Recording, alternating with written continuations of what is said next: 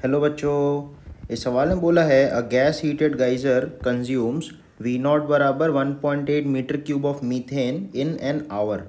Find the temperature of the water heated by the geyser if the water flows out at a rate of 50 centimetre per second. The diameter of the stream D बराबर 1 centimetre दिया हुआ है. Initial temperature of the water and the gas is T1 बराबर 11 degree Celsius and the calorific value of methane is Q naught बराबर 13 kilocalorie per gram.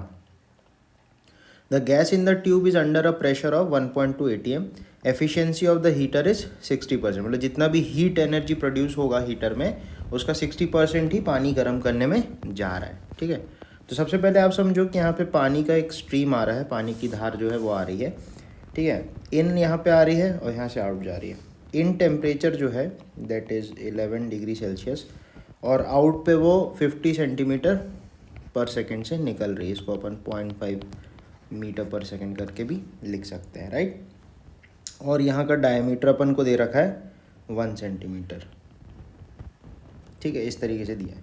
अब अगर अपन सोचें कि किस रेट से इसके अंदर एनर्जी सप्लाई हो रही है, तो जिस रेट से एनर्जी सप्लाई होगी उस हिसाब से इसका टेम्परेचर बढ़ेगा और आउटलेट पे अपन को जो हॉट पानी है, गर्म पानी है, वो मिलेगा एक्चुअली. ठीक है, तो इस हिसाब से अपन को बताना है.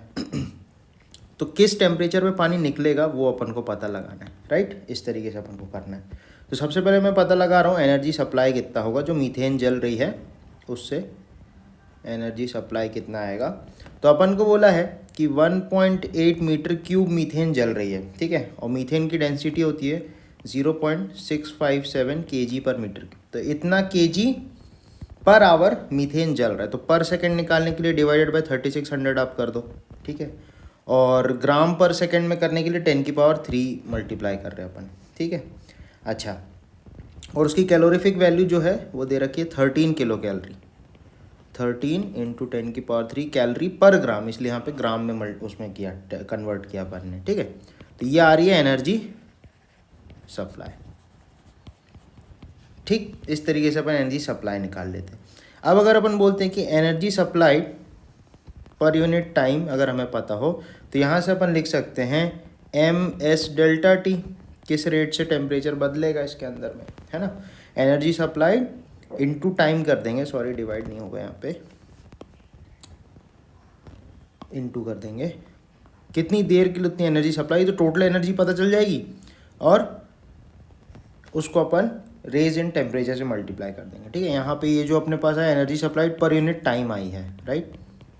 तो यहाँ पे energy supplied per unit time से टाइम मल्टीप्लाई करेंगे तो अपना काम बन जाएगा. ठीक है, तो बेसिकली हम करने वाले हैं यहाँ पे, तो ऊपर जो एनर्जी सप्लाई मिली है that is 1.8 × 0.657 upon 3600 into 10⁻³ into 13 into 10⁻³.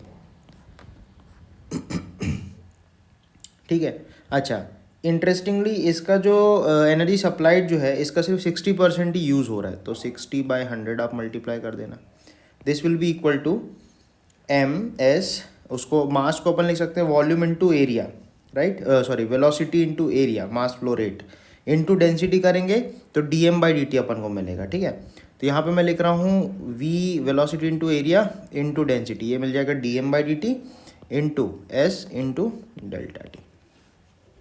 ठीक है, तो V अपने पास दिया है 50/100 मीटर पर सेकेंड इंटू एरिया πd/2 होगा का whole square into density of water 1000, right, into specific heat 1 दे रखी है, पानी का 1 होता है, और temperature T-11. Final temperature T हो गया और इनिशियली 11 था, तो ऐसा. तो यहाँ से आप अगर T कैलकुलेट करेंगे तो यहाँ से आपको T की वैल्यू सीधा 93 डिग्री सेल्सियस मिल जाएगी. So this is the correct answer for this question. ठीक है, थैंक यू बच्चों.